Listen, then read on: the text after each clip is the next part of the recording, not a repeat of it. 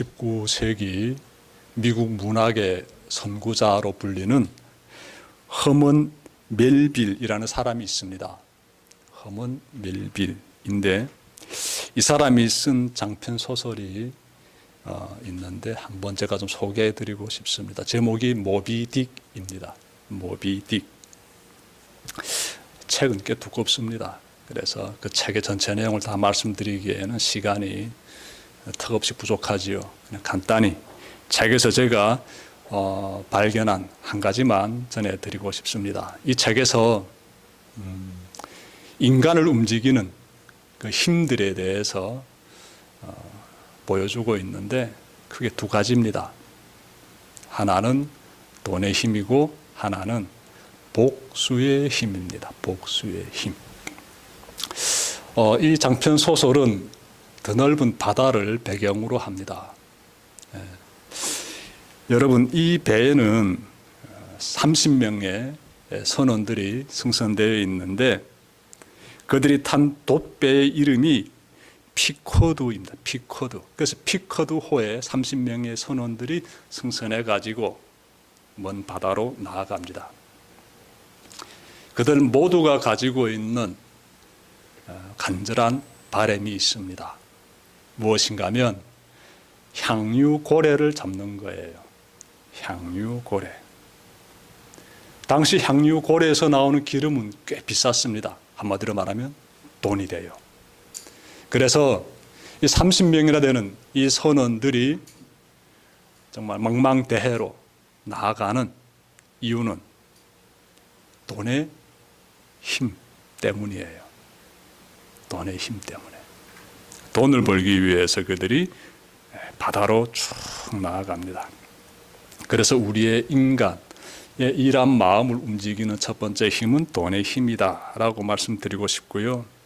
또 다른 힘은 복수의 힘인데 이 배의 선장의 이름은 에이헤브입니다. 에이헤브. 이 사람은요, 한쪽 다리를 잃었습니다. 향유고래를 잡으려다가 자신의 한쪽 다리를 잃었어요. 이 선장이 배에 오른 이유는 돈 때문이 아니에요. 자신의 그 다리를 이렇게 만든 그 향유고래를 붙잡기 위해서, 즉 복수하기 위해서 배에 오릅니다. 선장의 다리를 잃게 한, 그러니까 그 향유고래가 이 선장의 다리를 이렇게 날카로운 이를 가지고 물어뜯은 거지요. 근데 그 고래의 이름이 바로 모비딕이에요. 모비딕. 이 소설의 제목이 모비딕이지요. 그 고래의 이름이 바로 모비딕이에요. 근데 이 향유고래 모비딕은요, 일반 향유고래보다 몸집이 꽤 큽니다. 그리고 영리하기까지 합니다. 그냥 결과만 말씀드리면 드디어 이 선장이 그 모비딕, 그 향유고래를 만나게 되고요. 세 차례에 걸쳐서 격전을 벌립니다. 작살을 던지고, 결과는 그 사람이 자신이 던진 그 작살 던지게 되면은 이어서 줄이 쭉 따라오게 되는데 그 자신이 던진 작살에 붙어 있는 그 줄에 목이 감겨 가지고 숨을 거둡니다. 그래서 이 선장의 그러한 그 모습을 보면서 이 사람을 그 날바다로 이끌고 죽음의 그 자리까지 이끌었던 그 힘은 무엇인가 하면 복수의 힘이다. 내 다리를 잃게 만든 저 모비딕, 저 향유고래를 반드시 잡아서 복수하겠다는 그 어마어마한 그 복수의 힘이 결국은 선장을 그렇게 움직이고 있다라는 것이에요. 인간을 움직이게 하는 힘에는 뭐 돈의 힘이라든지 복수의 힘만 있겠습니까? 여러 가지 있지요. 사랑을 위해서 희생하는 사랑의 힘도 있고요. 자유를 위해서 투쟁하는 자유의 힘도 있고, 정의를 위해서 싸우게 하는 정의의 힘도 있고, 여러 힘들이 있습니다. 그런 힘들이 우리의 마음을 사로잡게 되고 우리를 움직이게 만들지요. 이 시간 빌어가지고 우리가 꼭 좀 살펴봐야 되는 힘 한 가지에 대하여서 전해드리고 싶습니다. 그것은 갈망의 힘입니다. 갈망의 힘. 여러분, 갈망은 욕망과 다릅니다. 소설 모비딕에서 발견되는 돈의 힘이라든지 복수의 힘, 이런 힘들은 욕망의 힘에 들어가요. 욕망의 힘. 욕망이란 현재의 부족함을 채우려는 마음이에요. 즉 무언가를 가지고 싶고 이루고 싶은 바람이자 욕구입니다. 그것이 욕망이에요. 돈을 많이 가지고 싶고 누군가로부터 인정받고 싶고 그리고 나에게 피해를 준 자를 응징하고자 하는 것, 이런 것들은 다 욕망에 속합니다. 그런데 여러분, 욕망에는 만족이 없습니다.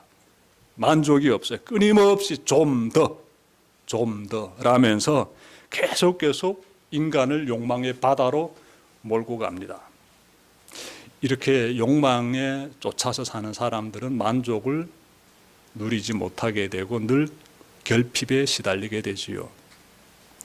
여러분, 우리는 이런 삶을 살면 안 되겠지요. 우리는 주어진 삶에 만족하면서 그렇게 살아야지요. 수시로 내 마음 가운데서 이러저러한 욕망이 솟아날 때마다 물리쳐야지요. 물리치면서 주어진 삶에 만족할 줄 아는 사람, 그 사람이 참 지혜롭게 사는 사람이에요. 채울 수 없는 욕망, 그거 쫓다가는요, 결과는 늘 결핍에 시달리다가 허무하게 인생을 마감하게 됩니다. 그러면 갈망은 무엇일까요? 갈망. 욕망이 더 갖고 싶고 이루고 싶은 것에 초점을 잡고 있다라면은 이 갈망은요, 반드시 필요한 것에 초점을 잡고 있습니다. 반드시 필요한 것. 여러분, 그러므로 갈망은 생존과 직결되어 있어요. 생존과. 여러분들이 이런 생각 한번 가져보면 좋을 것 같아요. 갈망하게 되면은 가장 먼저 이런 한 가지 그림을 떠올려 보게 되면 갈망이 이것이야 라고 금방 정리할 수 있습니다. 내가 지금 며칠째 물 한 모금 마시지 못했어요. 그러면요, 정말 고통스럽습니다. 정말 고통스러워요. 그리고 얼마나 이 목을 정말 적실 수 있는 그 물 한 모금을 찾게 되는지 몰라요. 굉장히 갈망하게 되지요.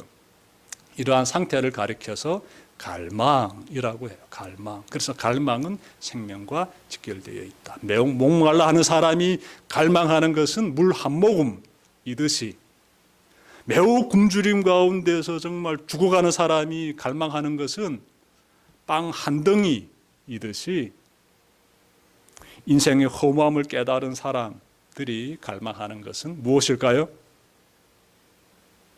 하나님과의 만남이에요. 그래야 이것이 채워집니다. 살 수 있어요. 오늘 본문 말씀이 시편 42편 1절 보십시오. 인간이 느끼는 갈망 중에서 가장 큰 갈망에 대해서 이렇게 말씀하고 있습니다. 하나님이여, 사슴이 시냇물 찾기에 갈급함 같이 내 영혼이 주를 찾기에 갈급하나이다.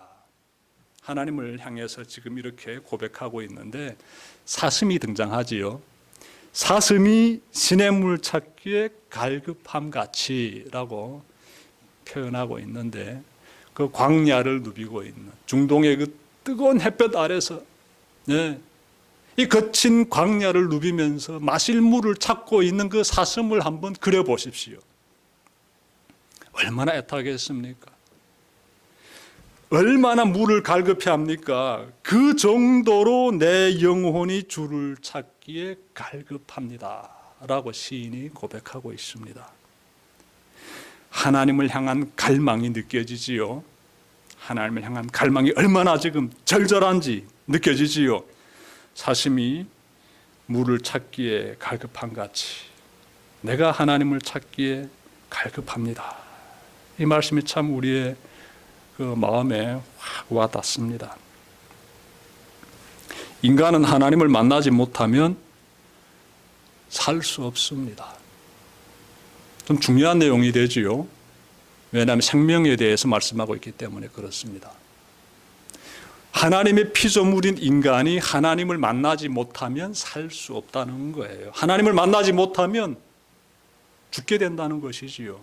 물을 마시지 못하면 죽을 수밖에 없듯이 인간이 하나님을 만나지 못하면 죽게 된다는 거예요. 생명을 잃게 된다는 것이에요. 하지만 하나님을 만나게 되면은 살 수 있다는 거예요. 그래서 살기 위해서 그렇게 하나님을 간절히 갈망하는 겁니다. 이러한 갈급함이 우리에게 있어야 돼요. 여러분, 하나님을 찾는 갈망, 이 갈망은 어느 때 생길까요? 느껴보셨습니까? 하나님을 향한 그 정말 간절한, 절절한 그러한 갈망을 느껴봤습니까, 여러분들? 지금도 느끼고 있습니까? 이 갈망이라는 것이 언제 생기는가 하면 내 힘으로는 해결할 수 없는 그러한 문제에 직면했을 때, 그때부터 갈망이 솟아나게 됩니다. 내 힘으로 해결할 수 있을 때에는 갈망이 생기지 않습니다. 생길 이유가 없지요. 나 생존해야 되는데, 이 위기를 극복해야 되는데, 살아남아야 되는데, 나 살아야 되는데 내 힘으로 안 되는 거예요. 그때부터 갈망이 터져 나오게 됩니다. 근데 그 갈망 중에서 가장 강한 갈망이 하나님을 만나야겠다는 갈망이에요. 굶주린 사람이 빵 한 덩이 찾고 목마른 자가 물 한 모금 찾는 그 정도 갈망인 것이 아니라 정말 하나님을 만나겠다는 그러한 갈망, 여러분들 가져보신 적 있습니까? 저 굶주림의 고통 겪어봤다고 여러 번 말씀드렸지요. 떡 한 덩이 얼마나 귀한지 모릅니다. 아니, 그거 먹겠다고 사람들이 목숨 걸고 두만강을 건너지 않습니까? 압록강도 건너고 탈북하지 않습니까? 그만큼 굶주린 사람에게 양식이 어마어마한 갈망으로 다가오게 되고 그것을 이루기 위해서 곧바로 생명까지도 불사하는 거죠. 근데 하나님을 향해서 어떤 갈망을 지금 불태우고 있는가? 그걸 초월하는, 능가하는 어마어마한 그러한 갈망을 우리가 가져야 되지 않겠습니까? 라는 것이. 왜냐하면 우리의 생명과 직결되기 때문에 그렇죠. 여러분, 마가복음 5장 보게 되면 한 여인이 등장하는데 이 여인은 무려 12년 동안이나, 즉 12해 동안이나 혈류병으로 앓고 있습니다. 계속 출혈하고 있는 그 여성의 모습 바라보게 되면 얼굴에 핏기 하나도 없겠지요. 기력이 다 쇠했죠. 문제는 이 여인이 그 병에서부터 고침을 받고자 여러 의사들을 찾아다녔으며 자신이 할 수 있는 모든 것은 다 했으며 그럼에도 불구하고 여전히 병은 그녀를 짓누르고 있다라는 거예요. 여전히 혈루증 가운데서 앓고 있습니다. 한두 달 앓는 것도 아니고 12년 동안이나 앓고 있어요. 내 힘으로 할 수 있는 것 다 했는데 안 되는 거예요. 이런 여인이 마가복음 5장에서 등장합니다. 근데 이 여인이 어느 날 예수님에 대한 소문을 듣습니다. 예수님에게 찾아가게 되면 내 문제 해결받을 수 있다 라는 믿음을 가지게 돼요. 그래서 여인이요, 예수님을 굉장히 갈망하게 돼요. 예수님을 굉장히 만나고 싶어 해요. 그분의 도움을 얻고자 해요. 그래서 길을 나섭니다. 자, 그래서 가다가 갈릴리 호수 근처에서 예수님을 발견해요. 예수님께서 여러 사람들, 즉 무리 가운데 에워싸져 가지고 예수님께서 이동하시는 그 모습을 여인이 발견합니다. 이제부터 우리가 생각해 봐야 돼요. 성경 보게 되면 혈루증 환자는 부정한 사람으로 되어 있습니다. 그래서 다른 사람과 접촉하게 되면 안 돼요. 그런데 예수님은 많은 사람들 가운데 에워싸여 있습니다. 그러니 예수님께로 다가가려면 반드시 사람들을 밀치면서 나가야 돼요. 사람들을 어떻게 터치해야 됩니다. 접촉해야 돼요. 그러니 벌써 마음 가운데 장벽이 생기는 거예요. 나는 사람들과 접촉하면 안 되는 혈루증 환자인데 어떻게 하지? 어려운 문제가 생기는 거예요. 그리고 또 하나, 그 사람들을 이렇게 밀치면서 나가자면 힘이 있어야 되는데 12년 동안이나 이렇게 앓고 있는 이 여인의 건강 상태를 우리가 생각했을 때 아마 여인은 이런 생각이 있을 거예요. 내가 과연 저들을 뚫고 예수님께로 나아갈 수 있는 힘을 가지고 있을까? 내게 그런 힘이 있을까? 내 상태를 내가 잘 아는데. 이런 걱정을 여인이 가졌을 거예요. 근데 말씀 보니까 여인이요, 행동합니다. 행동해요. 사람들을 뚫고 예수님께로 나아가서 예수님의 옷자락을 만지는데 정면으로 나가지 않고 예수님 뒤로 다가가서 예수님의 옷자락을 만졌다라고 해요. 여기서 무엇이 발견되는가 하면 아주 중요한 내용이 발견되고 있는데요. 하나님을 갈망하는 사람들은 뭘 해야 되는지를 보여주고 있습니다. 그냥 각자가 자기 집에서, 자기 안방에서, 아니면 내가 머물고 있는 일터에서도 괜찮습니다. 그냥 마음 가운데 하나님을 갈망만 하는 것이 아니라 움직여야 된다는 거예요. 행동해야 된다는 것입니다. 여인 보십시오. 예수님에서 갈망만 하면서 그렇게 하고 있지 않았어요. 위험을 무릅쓰고 여러 가지 장벽이 있음에도 불구하고 자기 힘을 다해가지고 뚫고 나가서 예수님을 만지지 않았습니까? 예수님께 다가가지 않았습니까? 그때 예수님께서 여인에게 말씀 한마디 하시는데요. 딸아, 내 믿음이 너를 구원하였으니 평안히 가라. 내 병에서 놓여 건강할지어다. 예수님 하신 말씀 보게 되면 어떻습니까? 너 혈류증 환자인데 사람과 접촉하면 안 되는데 여러 사람 다 접촉하면서 그 사람들 다 부정하게 만들었느냐라고 책망하십니까? 그런 말씀 어디에도 없어요. 어디에도 없어요. 칭찬하십니다. 내 믿음이 너를 구원하였으니 평안히 가라. 병에서 놓여 건강해라. 이렇게 말씀하시는 여인이 깨끗이 회복을 받게 됩니다. 깨끗이 회복을 받게 돼요. 갈망을 가진 사람들, 하나님을 향한 그 뜨거운 갈망을 가진 사람들이 하나님을 향해서 움직이면서 전진할 때 그 길에 하나님의 복이 임한다는 거예요. 하나님의 복이 임한다는 거예요. 내 문제가 해결받는다는 것이지요. 성경 보게 되면은요, 이 여인과 비슷한 사람들 얼마든지 더 찾을 수 있습니다. 중풍병자를 예수님께 데리고 나온 사람들, 여러분들 그래 보십시오. 그 사람들이요, 예수님의 방 안에 계시는데 그 방 안에 사람들로 가득 차 있으니까 들어갈 수가 없어요. 이 중풍병자를 이렇게 여러 사람이 들것에 들고 지금 들어가려고 하니까 사람들이 많아가지고 접근할 수가 없는 거지요. 그래서 이들이 지붕을 뜯었다라고 해요. 그 집 지붕을 뜯고 중풍병자를 예수님 계시는 그 방 안으로 내려보냈어요. 이것이 바로 예수님을 향한 갈망을 가진 사람들이 취하는 행동이에요. 또 다른 사람이 있지요. 맹인 거지 바디메오 기억나시지요? 주변에서 이 사람이 하도 예수님을 향해서 떠드니까 큰 소리로 정말 그 사람이 뭐라고 하면 다윗의 자손 예수여 나를 불쌍히 여기소서라고 큰 소리로 자꾸 이 사람이 말하니까 조용해라고 옆에서 막 지적했어요. 그럼에도 불구하고 이 바디메오는요 멈추지 않았습니다. 예수님을 향한 그 간절함이 얼마나 뜨거운지, 예수님을 향한 그 갈망하는 마음이 얼마나 깊었는지 다 발견되는 거예요. 예수님께 나와가지고 향유를 붓고 눈물로서 예수님의 발을 닦아준 그 여인도 마찬가지예요.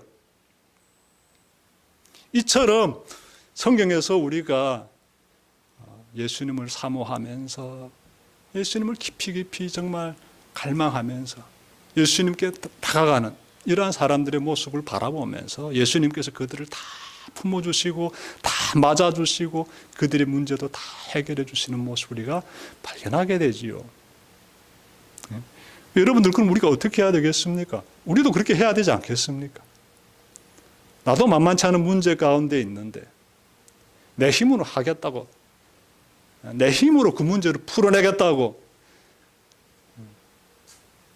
물론 여러분들께서 노력하실 수는 있지만 내 힘으로 해결할 수 없는 문제는 반드시 존재합니다. 내 힘으로 해결할 수 없는 그 문제를 해결해 주시는 분이 하나님이세요. 그런 문제를 내 힘으로 하겠다고 하지 마십시오. 벌써 알지 않아요. 이건 내 힘으로 할 수 없는 일이다. 알지 않아요, 우리는. 하나님을 갈망하면서 하나님께로 나아가는 여러분들 되셔야 되는데요. 제가 두 가지를 좀 말씀드리겠습니다. 먼저 무엇인가 하면 익숙함에서 벗어나야 됩니다. 하나님을 향한 그 갈망한 마음을 가지기 위해서는요, 이 갈망이라는 것이 어떤 환경에서 뜨겁게 타오르는가 하면, 잘 들어보시면 좋을 것 같아요. 익숙한 환경에서는 갈망이 불타오르지 않습니다. 제가 왜 이렇게 말씀드리는가 하면, 여러분, 출애굽한 이스라엘 민족이 광야에서 굶주림 가운데서 얼마나 갈망했습니까? 먹을 걸 좀 달라고 얼마나 갈망했습니까? 그때 하나님께서 만나를 내려주시지요. 첫날에 그들이 얼마나 놀랐겠습니까? 얼마나 감사했겠습니까? 그 만나가 얼마나 귀한 양식인데 정말 맛있는 음식이거든요. 그날 그 음식을 먹으면서 이스라엘 민족이 무엇을 갈망했을까요? 하나님, 내일에도 주실 거지요. 내일에도 이 음식 주십시오 하고 얼마나 갈망했겠습니까? 그런데 그 다음 날에도 또 그 만나가 내려지는 거예요. 자, 그런데 시간이 지나고 또 지나고 또 지나면서 이제는 그 모든 것들이 익숙해진 거예요. 그러자 이들이 그 음식을 하찮게 여기면서 불평하게 돼요. 이스라엘 민족이. 감사가 사라지게 되지요. 감사가 사라지는 그 자리에서는 갈망이 생길 수가 없습니다. 갈망이. 그래서 갈망이요, 내 삶 가운데 하나님으로 인한 그 감사가 늘 피어난다면은요, 갈망도 함께 늘 뜨겁게 타오르게 돼요. 내 삶에 감사가 없어. 당연히 밋밋해요. 그냥 살아가는 것이. 예배 드리는 것도 늘 습관적이고. 그러면요, 갈망은 정말 다 식어버린 상태지요. 이런 걸 회복해야 돼요. 이런 걸 회복해야 돼요. 신앙의 익숙함이 하나님을 향한 갈망을 쉽게 만든다라는 것이 되겠습니다. 예수님께서 마태복음 5장 6절에서 이렇게 말씀하셨어요. 의에 줄이고 목마른 자는 복이 있나니 그들이 배부를 것이며. 의에 줄이고 목마른 사람, 갈망을 가지고 있는 사람들이지요. 하나님의 의를 찾으면서 갈망을 불태우는 사람들은 복이 있다. 그들은 배부를 것이다. 예수님께서 삶에 대해서 말씀하시는 것이지요. 하나님의 의로우심을 쫓아가는 삶, 그런 삶을 살아간 사람들에게 하나님께서 배부름을 주신다는 것은 내가 그들과 함께 한다는 것, 그들이 하나님의 임재 가운데 거하게 된다는 것이지요. 그들이 하나님을 경험한다는 것이에요. 하나님의 힘을 덧 입음으로써 세상을 배부른 자처럼 감사하면서 살아낸다는 것이지요. 그래서 우리가 이 말씀을 좀 마음 가운데 잘 새기면서 나의 일상의 삶 가운데서 늘 감사가 넘치기를 바라면서 늘 감사 하나하나에 대하여서 정말 소중하게 간직하면서 그렇게 살았으면 참 좋겠습니다.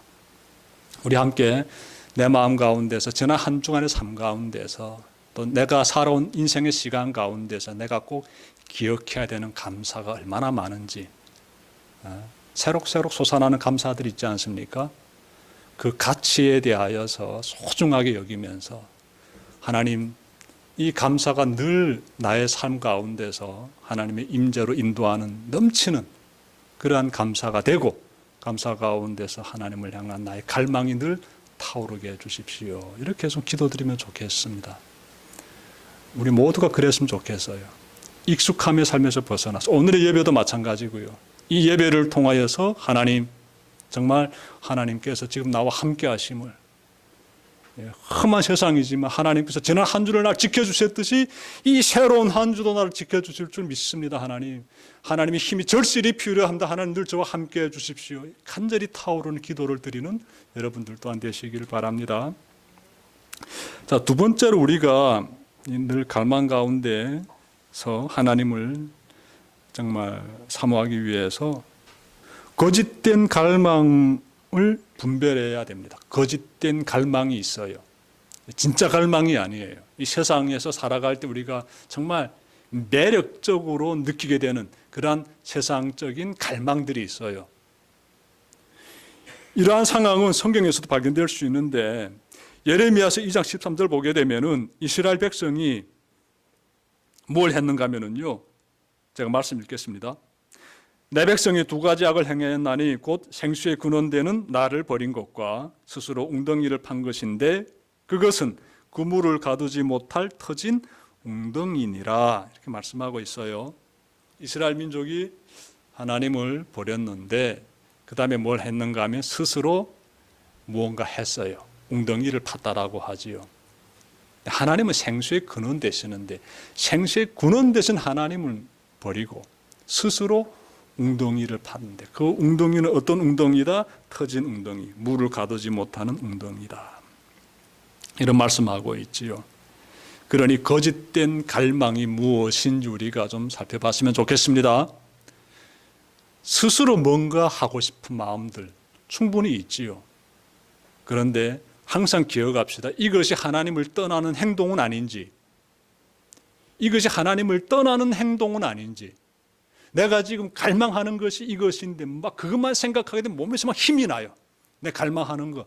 그런데 그 갈망의 대상이 하나님이 아니고 다른 것일 수가 있다는 거예요.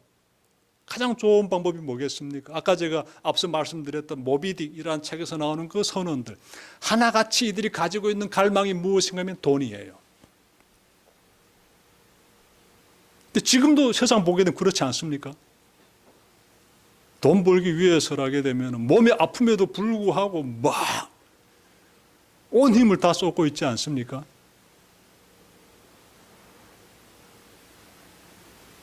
사람으로부터 인정받는 것도 갈망의 대상이 되지요.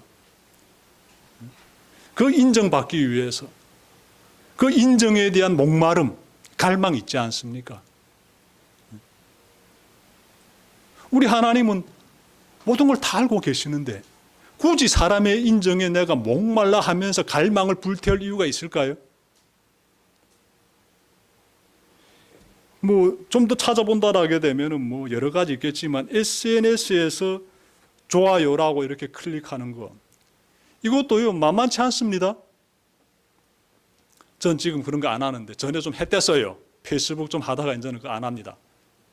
근데 솔직히 말씀드리면 내가 뭔가 글을 쓰게 되면 거기에 좋아요가 얼마나 붙는지, 사람들이 어떻게 반응하는지 시간이 지날수록 굉장히 관심 가지게 되더라고요. 이거 할 필요 없겠다 싶어서 그다음 그냥 페이스북에서 좀 나와버렸습니다. 그런 거 안 한다고. 하나님께 집중하고 싶어가지고. 우리 인간의 마음을 막 붙잡고 있는 이런 갈망들이요, 도처에 있습니다. 도처에 있어요. 그리고 굉장히 매력적이고 빠지게 되면은요, 점점 더 깊이 수렁 가운데 빠지듯이 그렇게 밀려 들어가게 됩니다. 여러분, 시편 73편 25절에서요, 시인이 이렇게 고백합니다. 하늘에서는 주 외에 누가 내게 있으리요? 땅에서는 주밖에 내가 사모할 리 없나이다. 야, 굉장히 멋있는 말씀이에요. 난 하나님이면 된다는 거예요. 주 외에 누가 내게 있으리요? 진짜 멋있게 하나님만을 갈망하는 시인의 모습이 떠오르게 되지요. 땅에서는, 이 세상이죠, 주밖에 내가 사모할 리 없나이다. 하늘이든 땅이든 난 오직 하나님이면 됩니다. 나는 그래서 하나님만을 갈망합니다. 진짜 멋있는 믿음의 모습이에요. 진짜 멋있는 믿음의 모습. 우리 대성교 교우들의 모습이 이러한 모습 되기를 간절히 바랍니다. 여러분, 다시 한번 기억합시다. 이 갈망을 가진 사람들은요, 그냥 앉아서 깨닫기만 하지 않습니다. 또 갈망만 불태우지 않습니다. 그냥 그들은요 움직이더라고요. 진짜 자신의 그 갈망을 불태우면서 행동으로서 나아가지요. 여러분, 그래서 이 새롭게 한 주가 시작이 되는데 우리 한번 좀 멋있게 살아갑시다. 내일부터 여러분들이 또 누군가와 만나게 되고 그러면 또 말하게 되고 행동하게 될 텐데, 또 그 사람으로 인해서 마음 가운데 그 어떤 생각들도 피어나게 될 텐데, 내가 어떠한 반응을 하게 될 텐데, 우리 한번 마음을 잘 다지시고, 예전에는 세상 사람들처럼 세상적인 것들에 사람들의 인정이요, 물질에 대한 탐욕이요, 그 어떤 기타 등등에 내가 갈망하면서 살았다면은 이 새로운 한 주는 하나님만을 갈망하면서 하나님이 원하시는 의로운 삶, 선하고 사랑으로 넘치는 충만한 삶, 아름다운 그러한 삶을 여러분들께서 잘 살아가시기를 주님의 이름으로 축원합니다. 기도드립시다.